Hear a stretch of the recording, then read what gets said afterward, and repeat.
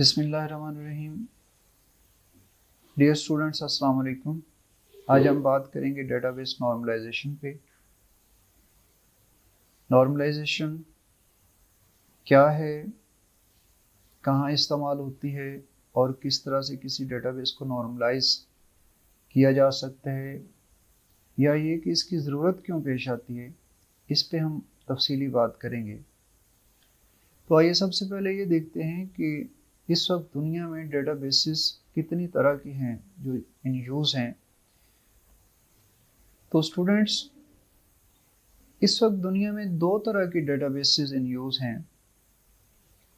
First family of databases SQL databases की है, जिसको सीक्वल डेटाबेसेस या रिलेशनल डेटाबेसेस भी कहते हैं।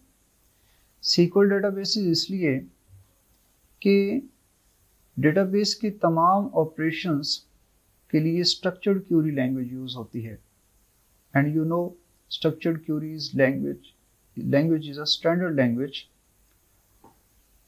जो कि रिलेशनल डेटाबेसेस के लिए यूज़ होती है।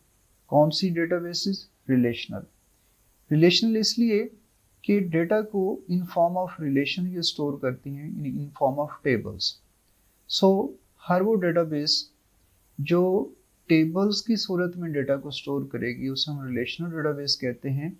और रिलेशनल डेटाबेस स्टैंडर्ड के तौर पे स्ट्रक्चर्ड क्यूरी लैंग्वेज को डेटा के ऊपर जितने भी ऑपरेशंस पॉसिबल हैं, इंसर्शन है, अपडेट है, डिलीशन है या क्रिएशन के ऑपरेशंस हैं, वो सारे के सारे एसक्यूएल के लिए एसक्यूएल के साथ परफॉर्म करती है।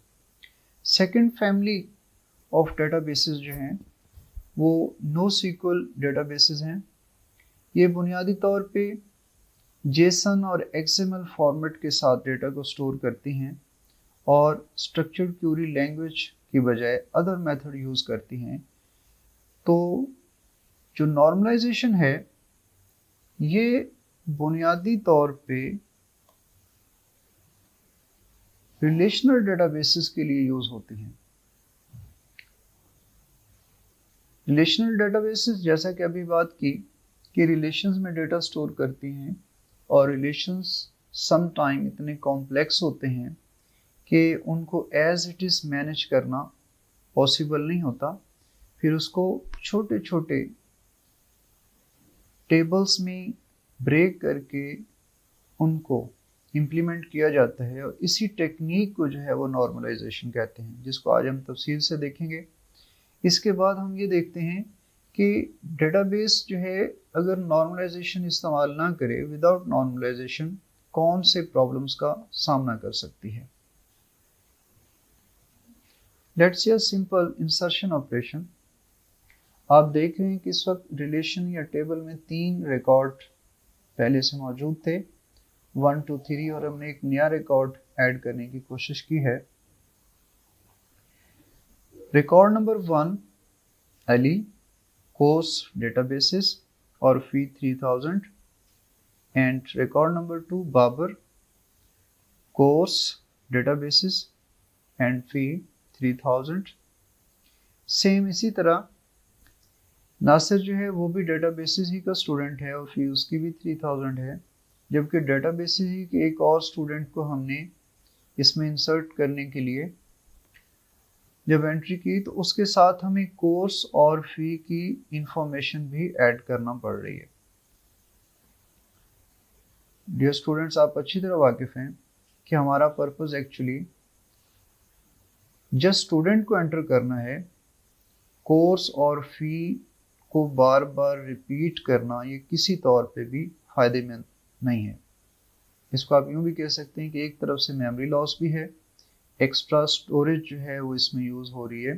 सेकेंडली, आफ्टर ऑपरेशन इस पे ऑपरेशनल कॉस्ट भी आएगी, मतलब कि प्रोसेसर को वर्क करने के लिए ज़्यादा मेहनत भी करनी पड़ेगी। सो इस तरह से हम ये कहते हैं कि इंसर्शन के दौरान एक्स्ट्रा डाटा ऐसा फीड करना पड़ रहा है, सेव करना पड़ रहा है, स्टोर करना पड़ रहा है जिसकी ऐसा ज़रूरत नहीं है। वो तो एक बार हमें पता चल गया कि कोर्स फी जो है 3000 है। सो इंसर्शन के दौरान जो एक्स्ट्रा डाटा इसमें ऐड किया जा रहा है उसे हम कहते हैं कि this is insertion anomaly. Now let's see what happens during update operation. अब उन्हीं 4 रिकॉर्ड्स को अगर दोबारा देखें, अगर डेटाबेस के 4th रिकॉर्ड को अपडेट करना हो, उसकी जगह पे हमने DB की जगह पे शॉर्टकट की बजाय हमने उसका नाम चेंज करना हो डेटाबेसेस, तो अब हम अच्छी तरह वाकिफ हैं कि बाकी 3 रिकॉर्ड्स जो हैं वो भी एक्चुअली डेटाबेसेस ही उनसे मुराद है। सो वहाँ भी हमें अपडेट करना पड़ेगा। सो रिकॉर्ड 1 अपडेट करना था, लेकिन हमें 4 जगहों पे जितनी भी उसकी अक्रेंसेस होंगी हर जगह पे अपडेट करना पड़ेगा। सो इसलिए हम ये कह रहे हैं कि अपडेट करते हुए हमें एक्स्ट्रा वर्क करना पड़ रहा है। अपडेट ऑपरेशन को एक नहीं बल्कि कई जगहों पे परफॉर्म करना पड़ रहा है। तो ऐसी सिचुएशन को अपडेट अनोमली कहते हैं। इस वजह से है कि ये डेटाबेस एक्चुअली ये टेबल्स जो है नॉर्मलाइज्ड नहीं है। Now let's see another situation, delete operation. इसमें अगर हम रिकॉर्ड डिलीट करते हैं, फर्स्ट, सेकंड, थर्ड, फोर्थ, चारों रिकॉर्ड डिलीट कर देते हैं, तो हम देखते हैं कि साथ ही रिकॉर्ड तो डिलीट करना चाह रहे थे हम स्टूडेंट का, लेकिन साथ ही इन द एंड कोर्स भी रिमूव हो चुका है। हमारे पास कोर्स की इंफॉर्मेशन भी डिलीट हो चुकी है। सो इटसेल्फ हमारा मकसद जस्ट स्टूडेंट को डिलीट करना था, लेकिन साथ ही एक्सीडेंटली एक ऐसी इंफॉर्मेशन भी वेस्ट हो रही है जो कि हम नहीं चाह रहे थे। So this is called deletion anomaly. तो डियर स्टूडेंट्स, आपने देखा कि डेटाबेस नॉर्मलाइज ना होने की सूरत में, इंसर्शन, अपडेट और डिलीशन की सूरत में हमें इश्यूज का सामना करना पड़ा है। इंसर्शन के केस में हमें एक्स्ट्रा रिडंडेंट इंफॉर्मेशन ऐड करना पड़ रही है जिससे स्टोरेज वेस्ट हो रही है। सेकेंडली, अपडेट के दौरान हमें अपडेट कॉस्ट बहुत ज़्यादा पड़ती है। जितनी अक्रेंसेस होंगी हर जगह पे मुतलका एंट्री को अपडेट करना पड़ेगा। थर्ड, डिलीशन के दौरान रिकॉर्ड डिलीट करना कोई और चाह रहे हैं, लेकिन उसके साथ साथ तोहफे में हमें कोई और रिकॉर्ड जो है वो भी डिलीट करना पड़ रहा है। और ये सब इसी वजह से कि हमारी डेटाबेस नॉर्मलाइज्ड नहीं है। सो इसका सलूशन क्या है, लेट्स सी। जी, तो स्टूडेंट्स, इसका सलूशन है नॉर्मलाइजेशन। नॉर्मलाइजेशन क्या है?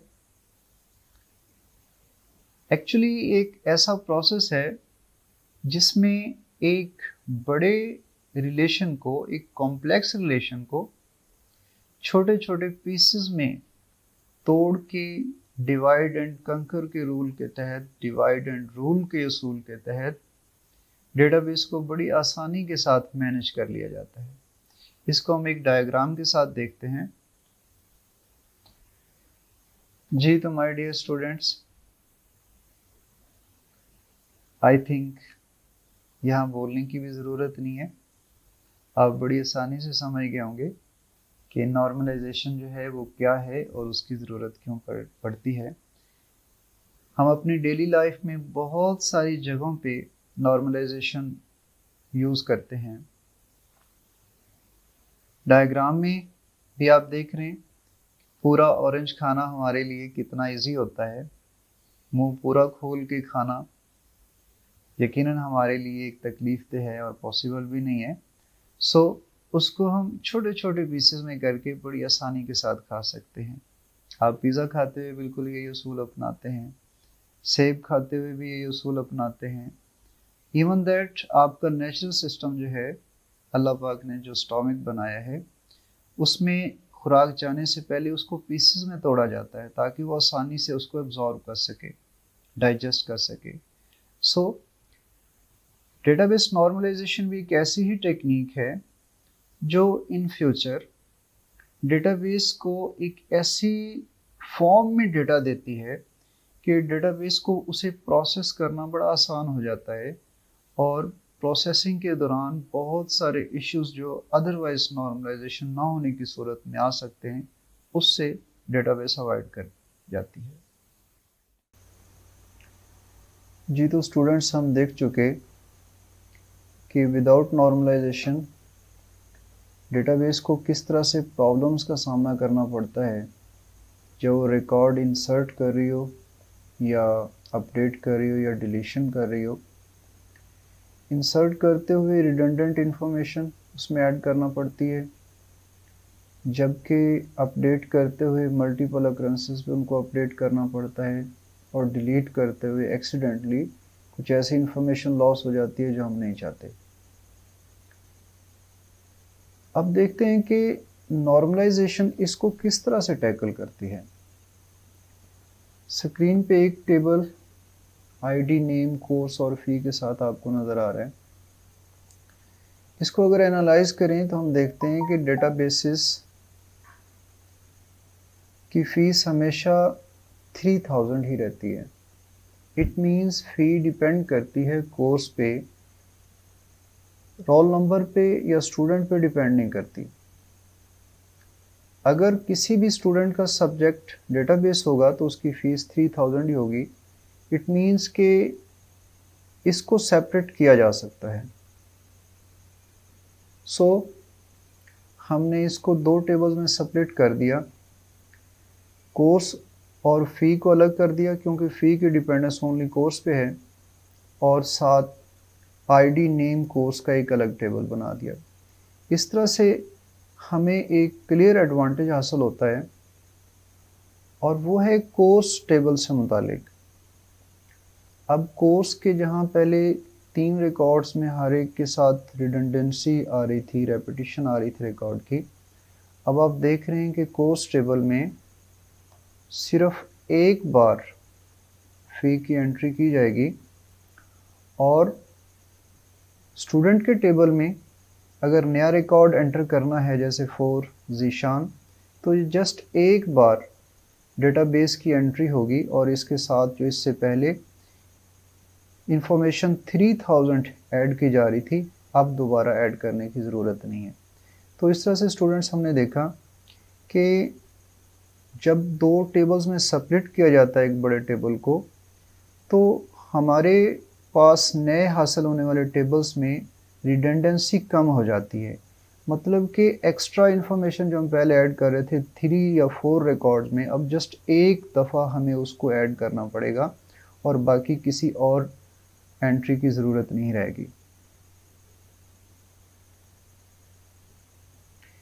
जी, ये तो वो फ़ायदा था जो हमें इंसर्शन के दौरान हासिल होगा कि रिडंडेंसी डिक्रीज़ हो जाएगी। आइए देखते हैं कि अपडेट ऑपरेशन के दौरान, जिसमें हमें पहले हर रिकॉर्ड में अपडेट करनी पड़ रही थी किसी भी एक एंट्री के अपडेट करने की सूरत में, तो अब देखते हैं क्या अपडेट में नॉर्मलाइजेशन हमें सपोर्ट करता है। यस, देखें, अगर हमें डेटाबेस कोर्स की फ़ी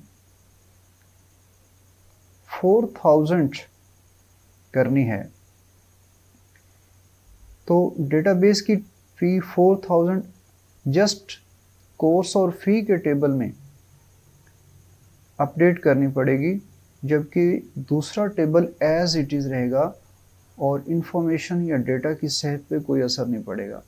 इट मीन्स कि अपडेट जस्ट एक जगह पे करनी पड़ी है, और उसकी जो इससे पहले अननॉर्मलाइज्ड टेबल था उसमें हर अक्रेंस में अपडेट करने की बजाय जस्ट एक दफ़ा अपडेट करना पड़ा है। इससे अपडेट कॉस्ट जो है वो कम हो गई।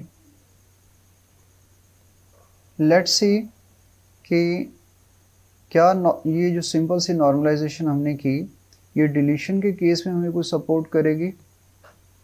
यस, इससे पहले अननॉर्मलाइज्ड टेबल के केस में जब हमने रिकॉर्ड डिलीट किए थे, देन स्टूडेंट इन्फॉर्मेशन के साथ साथ कोर्स की सारी इन्फॉर्मेशन भी डिलीट हो गई थी।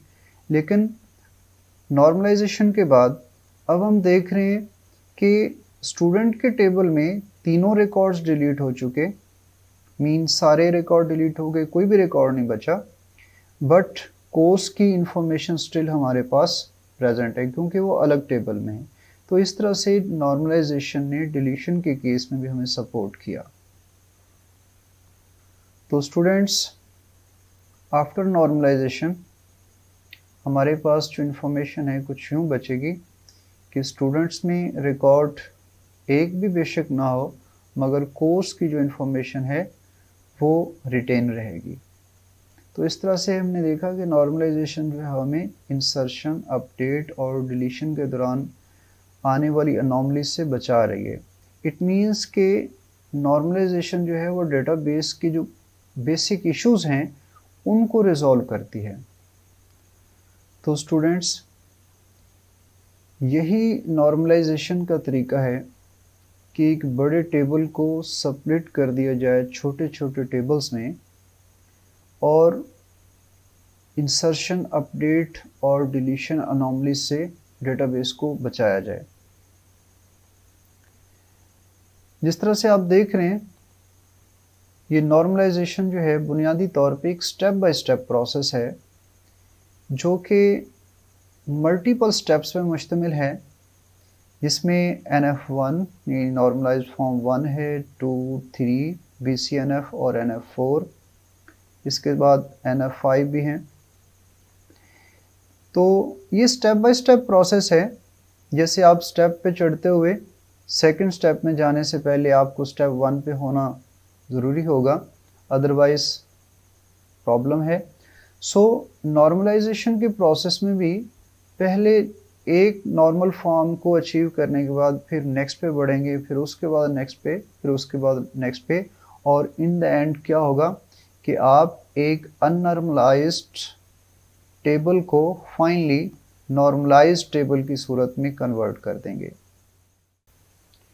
जी, तो स्टूडेंट्स, अब इन नॉर्मलाइजेशन फॉर्म्स को हम बारी बारी डिस्कस करते हैं। सबसे पहले हम एक ऐसा टेबल देखते हैं जो नॉर्मलाइज्ड नहीं है। ऐसा टेबल आप अक्सर अपनी डेली लाइफ में एक्सेल शीट्स की सूरत में देखते होंगे। ये टेबल नॉर्मलाइज्ड फॉर्म 1 में क्यों नहीं है? उसकी रीज़न ये है कि नॉर्मलाइज्ड फॉर्म 1 की डिमांड ये है कि सेल्स को एटॉमिक वैल्यूज़ कंटेन करनी चाहिए। किसी भी सेल में एक से ज़्यादा वैल्यूज़ नहीं होनी चाहिए, जबकि आप देख रहे हैं course, teacher, salary, total obtained के अलावा में एक से ज़्यादा वैल्यूज़ हैं। सो पहला टेस्ट ही ये क्वालिफाई नहीं करती। सो चूँकि ये एटॉमिक वैल्यूज़ कंटेन नहीं करते cells, so this table is not in normalized form 1। अब इसको कैसे नॉर्मलाइज किया जा सकता है? बहुत ही सिंपल सा तरीका है। सेल्स को स्प्लिट करते हुए रोज़ बना दें और जहाँ मिसिंग वैल्यूज़ हैं वहाँ पे वैल्यूज़ रेप्लिकेट कर दें। इस तरह से हर सेल जो है वो एटॉमिक वैल्यूज़ कंटेन करेगा और ये टेबल हमारा फर्स्ट नॉर्मल फॉर्म में आ जाएगा। आप देख रहे हैं कि इस वक्त ये टेबल जो पहली कंडीशन है एटॉमिसिटी की वो भी क्लियर कर रहे हैं। इसके साथ दो और चीज़ें भी देखनी पड़ती हैं कि तमाम कॉलम नेम्स भी डिस्टिंक्ट हों, मुनफरिद हों, मतलब कि एक कॉलम का नेम दूसरे के साथ मैच ना कर रहा हो। फॉर एग्ज़ाम्पल, इसमें स्टूडेंट नेम्स और टीचर के नेम्स मौजूद हैं। अगर टीचर की हेडिंग टीचर्स की बजाय नेम कर दी जाए इसके कंटेंट के हिसाब से, तो ये नेम और नेम की कॉन्फ्लिक्ट पैदा हो जाएगी, फिर भी ये टेबल फर्स्ट नॉर्मल फॉर्म में नहीं रहेगा। थर्ड पॉइंट या थर्ड कंडीशन जो है वो सिंगल डेटा टाइप होनी चाहिए। किसी भी कॉलम के अंदर मौजूद जितनी भी वैल्यूज़ हैं वो सारी की सारी एक ही टाइप से ताल्लुक़ रखनी चाहिए, जो कि हैं इस टाइम। इट मीन्स कि ये हमारे फर्स्ट टेस्ट में भी क्लियर है ये, और सेकंड में भी और थर्ड में भी। एटॉमिक वैल्यूज़ भी हैं, डिस्टिंक्ट एट्रीब्यूट नेम्स भी हैं और सिंगल डेटा टाइप्स भी हैं। गो इसमें सबसे मेजर जो है वो ये एटॉमिसिटी वाली जो फीचर है ये सबसे अहम है। लेकिन बहरहाल टेबल को फर्स्ट नॉर्मल फॉर्म में बकिया दोनों प्रॉपर्टीज़ जो हैं उनको भी क्वालिफाई करना चाहिए। सो नाउ दिस टाइम चूँकि तीनों डिमांड्स पूरी हैं, so this table is in first normal form. Now we move to second normal form. Second normal form की डिमांड ये है कि कोई भी नॉन की एट्रीब्यूट हमेशा की एट्रीब्यूट से ही आइडेंटिफाई होना चाहिए। की एट्रीब्यूट्स क्या हैं? वो एट्रीब्यूट्स जिनकी मदद से दूसरे वैल्यूज़ जो हैं कॉलम की, किसी भी दूसरे कॉलम की वैल्यूज़ आइडेंटिफाई हो सकते हैं। फॉर एग्जांपल क्लास में मैं अगर बोलूँ रोल नंबर 1, तो उसका जो भी स्टूडेंट खड़ा होगा वो एक ही होगा, अली। रोल नंबर 2 एक ही स्टूडेंट है, बदर। रोल नंबर 3 एक ही स्टूडेंट है, नासिर। इट मीन्स कि नेम आइडेंटिफाई हो रहा है रोल नंबर से, जबकि इस नेम का कोर्स या टीचर सैलरी से लेना देना नहीं है। सो इस फर्स्ट नॉर्मल फॉर्म में मौजूद टेबल में नेम जो है वो टोटली डिपेंड कर रहा है रोल नंबर पे। आइए देखते हैं कोर्स, टीचर और सैलरी के मुतालिक। हम देखते हैं कि जो टोटल मार्क्स हैं, टोटल मार्क्स टोटली डिपेंड कर रहे हैं कोर्स पे। डेटाबेस के मार्क्स 100, डेटाबेस के मार्क्स 100, डेटाबेस के मार्क्स 100, जबकि सीएसए के मार्क्स 80, मैथ के 100, मैथ के 100। इट मीन्स जब भी डेटाबेसेस होंगी मार्क्स 100 हैं, और जब भी सीएसए है मार्क्स 80 हैं, जब भी मैथ है मार्क्स 100 हैं। सो हम ये कहते हैं कि जो टोटल मार्क्स हैं उसको कोर्स डिफाइन कर रहे हैं। अब इस सिनेरियो में अगर आप देखें तो रोल नंबर और टोटल मार्क्स की डिपेंडेंस नहीं बनती। किस तरह? रोल नंबर 1 के अगर मार्क्स हमेशा 100 होते तो हम कहते कि रोल नंबर जो है वो डिफाइन कर रहा है, डिराइव कर रहा है टोटल को। लेकिन आप देखते हैं कि वेरी सेकंड रिकॉर्ड में 1 के ही 80 मार्क्स हैं। सो रोल नंबर और टोटल मार्क्स की डिपेंडेंस नहीं है। और जैसा मैंने पहले अर्ज़ किया कि डेटाबेस के हमेशा 100 हैं, सो हम ये कहेंगे कि कोर्स जो है वो डिफाइन कर रहा है टोटल मार्क्स को। सो सेकंड नॉर्मल फॉर्म की डिमांड ये है कि टेबल में सिर्फ वही फील्ड होने चाहिए जो की एट्रीब्यूट पे डिपेंड कर रहे हैं। की मीन जो उसको डिफाइन कर रहा है वो एट्रीब्यूट। सो ये टेबल फर्स्ट नॉर्मल फॉर्म में मौजूद ज़रूर है, लेकिन इसके अंदर ऐसे फील्ड मौजूद हैं, ऐसे एट्रीब्यूट्स मौजूद हैं जो कि टोटली की एट्रीब्यूट पे अकेले पे डिपेंड नहीं कर रहे, मुख्तलिफ एट्रीब्यूट्स पे डिपेंड कर रहे हैं। सो उसूल ये है कि जो एट्रीब्यूट जिस पे डिपेंड कर रहा है उसके साथ उसको लगा के उसके साथ सेपरेट करके अलग टेबल बना दिया जाए।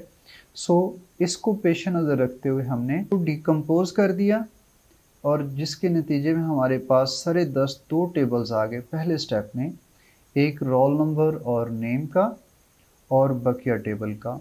नेक्स्ट स्टेप में हम जो ये बड़ा टेबल है मज़ीद इसको सेपरेट करते हैं इसी उसूल के तहत कि जो नॉन की एट्रीब्यूट्स हैं वो की एट्रीब्यूट्स पे पूरी तरह डिपेंड कर रहे हों। फाइनली हमारे पास ये 3 टेबल्स वजूद में आए, जिसमें पहला टेबल स्टूडेंट की बेसिक जो इन्फॉर्मेशन है रोल नंबर और नेम की। नेम टोटली डिपेंड कर रहा था रोल नंबर पे, और इनको सेपरेट करके एक अलग टेबल बना दिया। और आप देख रहे हैं कि पहले हर रिकॉर्ड में रेप्लिकेशन आ रही थी, डुप्लीकेशन आ रही थी नेम की, बट नाउ ये डुप्लीकेशन जो है रिमूव हो गई है। जितने रोल नंबर्स उतने ही नेम्स अब आपको हर रिकॉर्ड के साथ रेप्लिकेट करने की ज़रूरत नहीं। और सेकंड टेबल जो वजूद में आया कोर्स और टोटल का है, क्योंकि कोर्स की टोटल डिपेंडेंस थी कोर्स पे, सो कोर्स और टोटल को अलग कर दिया।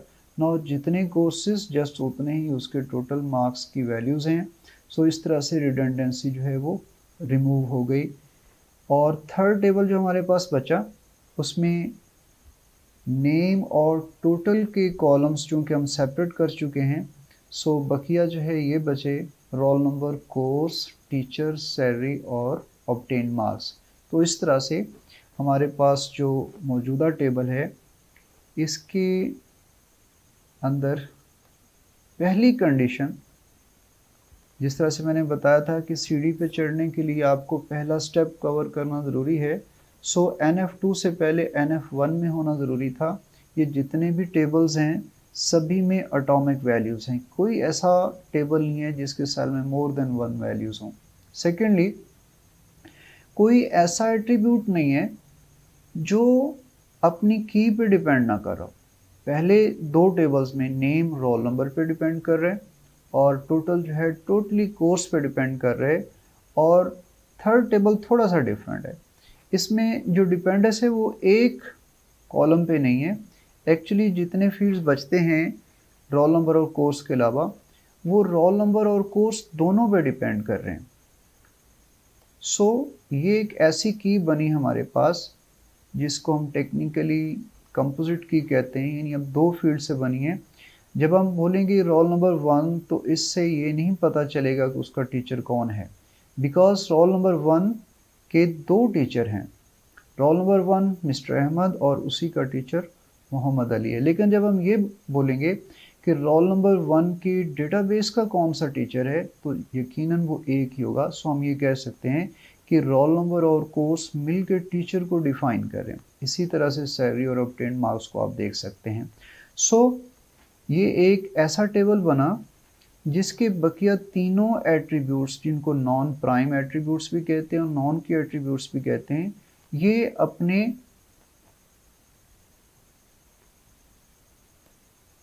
की एट्रीब्यूट्स पे, जो कि कंपोजिट की है, टोटली डिपेंड करते हैं।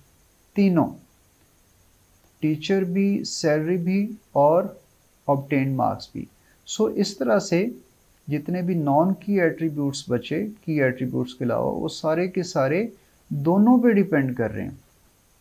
किसी एक को भी अगर स्किप करते हैं तो वो यूनिक वैल्यू आइडेंटिफाई नहीं होती। सो इन दो कंडीशंस के पूरा होने की वजह से कि पार्शियल डिपेंडेंसी, यानी किसी एक अगर कंपोजिट की है तो उसमें से किसी एक एट्रीब्यूट पे डिपेंड ना कर रही हूँ, बल्कि पूरे के पूरे दोनों पे डिपेंड कर रही हैं। सो इसमें पार्शियल डिपेंडेंसी नहीं है।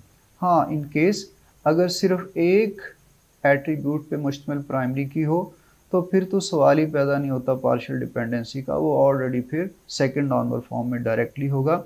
लेकिन जब भी मोर देन 1 फील्ड से मिलके प्राइमरी की बन रही हो, मींस कंपोजिट की हो, तो फिर हमें ये ख्याल रखना पड़ेगा। सम टाइम ऐसा होता है, जैसे हमने टोटल के केस में देखा कि टोटल जो है वो जस्ट कोर्स पे डिपेंड कर रहा था, रोल नंबर पे नहीं डिपेंड कर रहा, उसको हमने अलग कर दिया। सो सेकंड नॉर्मल फॉर्म में किसी भी टेबल को होने के लिए ज़रूरी है कि वो फर्स्ट नॉर्मल फॉर्म 1 में हो, सेकेंडली उसके अंदर पार्शियल डिपेंडेंसी नहीं होनी चाहिए।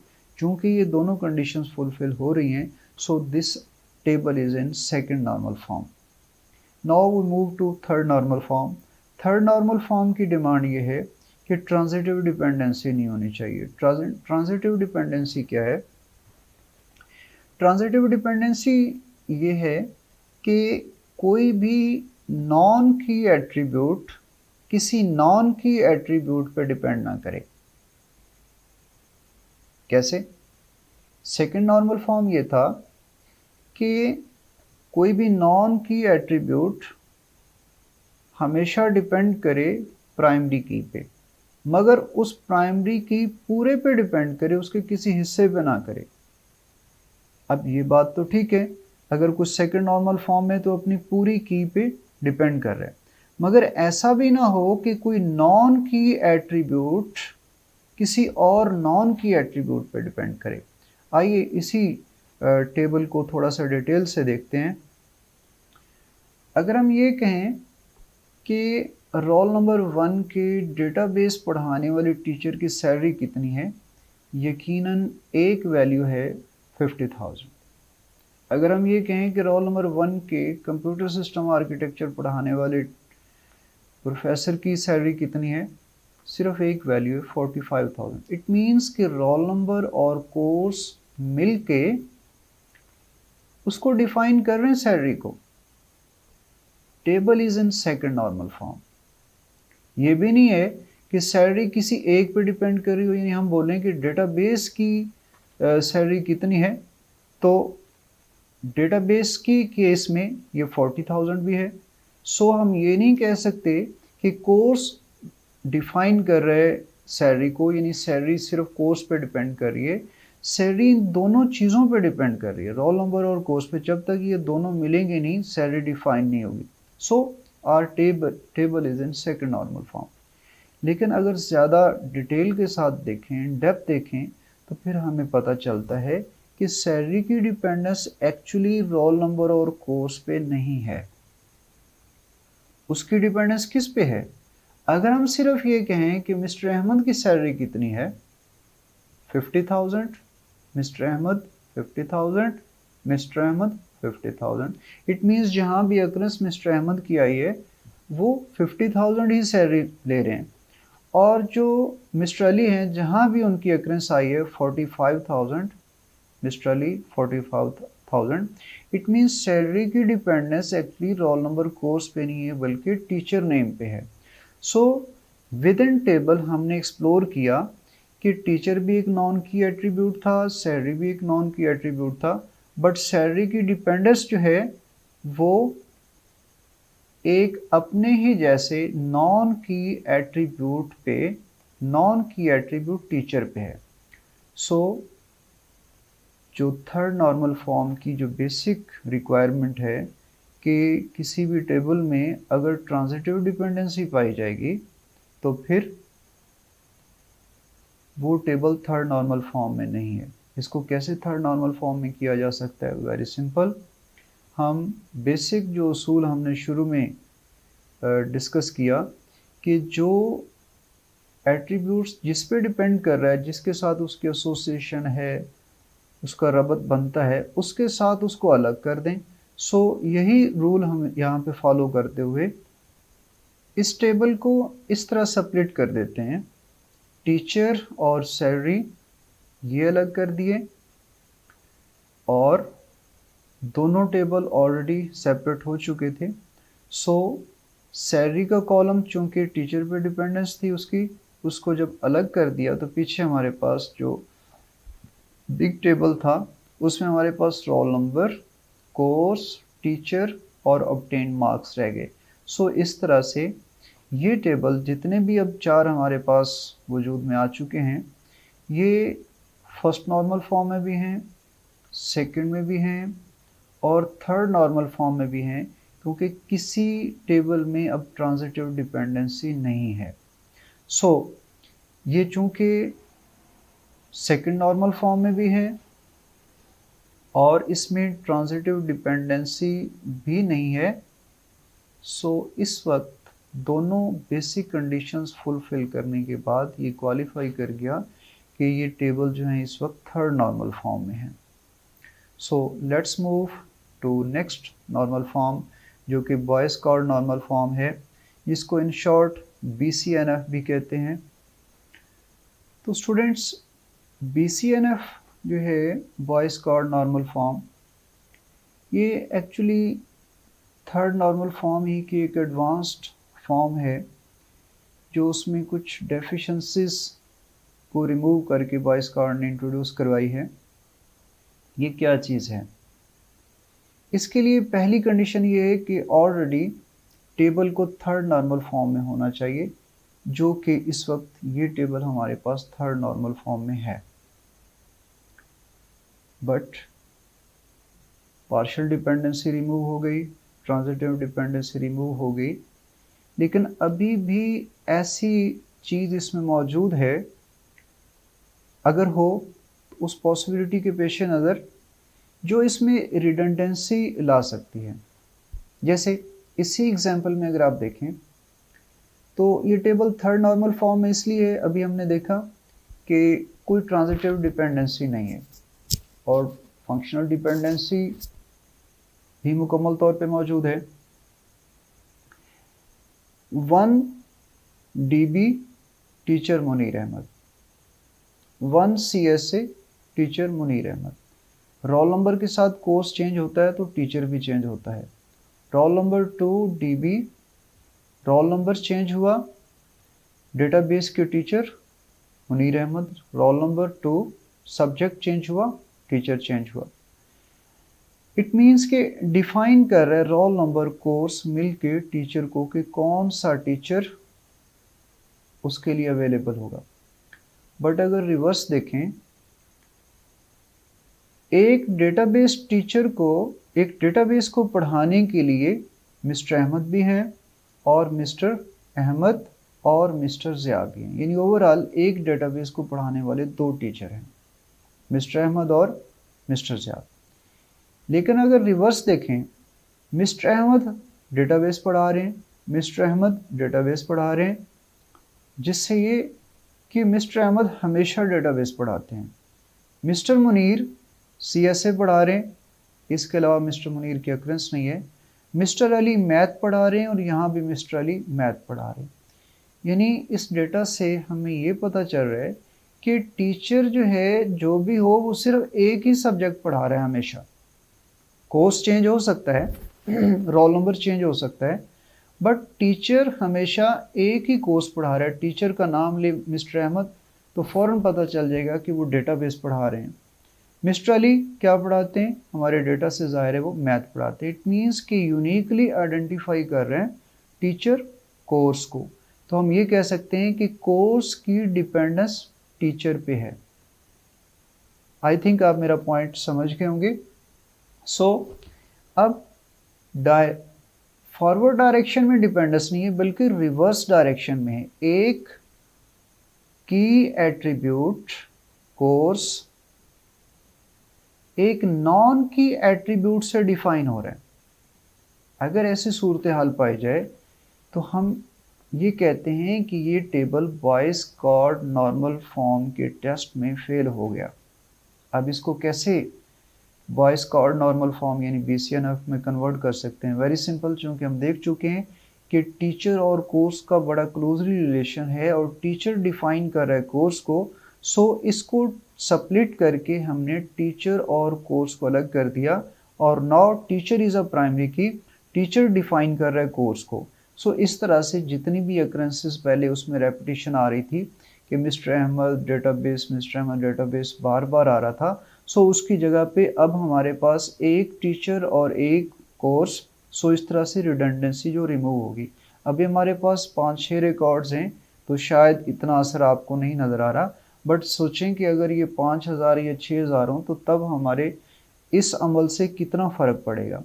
सो टीचर और कोर्स को जब सेपरेट करेंगे तो पीछे जो बाकी बचेगा, चूँकि कोर्स को हम अलग कर चुके हैं, कोर्स की टोटली डिपेंडेंस टीचर पे है। सो पीछे रोल नंबर, टीचर और ऑब्टेन्ड। सो इस तरह से एक टेबल से मज़ीद सेपरेट होकर हमारे पास 2 टेबल्स आ गए। तो टोटली हमारे पास जो पहला जो हमने एक टेबल लिया या रिलेशन लिया चलते हुए, उससे हमारे पास टोटल 5 टेबल्स वजूद में आए, जो कि एक स्टूडेंट की बेसिक इन्फॉर्मेशन है, कोर्स की इन्फॉर्मेशन है कि टोटल मार्क्स कितने हैं, टीचर की इन्फॉर्मेशन है कि उसकी सैलरी क्या है और टीचर कौन कौन से कोर्स पढ़ा रहा है, और बेसिक इन्फॉर्मेशन की रोल नंबर और उसका टीचर कौन सा है और ऑब्टेन्ड मार्क्स के हैं। अब आप इन 5 टेबल्स को अगर ऑब्ज़र्व करें तो ये सारे फर्स्ट नॉर्मल फॉर्म में भी हैं, सेकंड में भी हैं, थर्ड में भी हैं और BCNF में भी हैं। सो BCNF को अगर हम समराइज़ करें तो हम ये कह सकते हैं कि BCNF ये डिमांड करता है कि first of all it should be in normal form 3। Secondly, कोई नॉन प्राइम एट्रीब्यूट किसी भी प्राइम एट्रीब्यूट को डिफाइन ना कर रहा हो। जैसे हमने पिछले स्लाइड्स पे देखा था कि टीचर नॉन प्राइम एट्रीब्यूट था और course composite key roll number और कोर्स का हिस्सा था। कोर्स प्राइम था और टीचर नॉन प्राइम था। टीचर डिफाइन कर रहा था कोर्स को। सो उसको स्प्लिट करने के बाद ये डिपेंडेंसी भी रिमूव हो गई। सो इस तरह से हमारे पास जो फाइनल एक सेट ऑफ टेबल्स बना, सेट ऑफ रिलेशंस बना। Now all are in PCNF। Thank you so much. बहुत शुक्रिया। अल्लाह हाफिज़।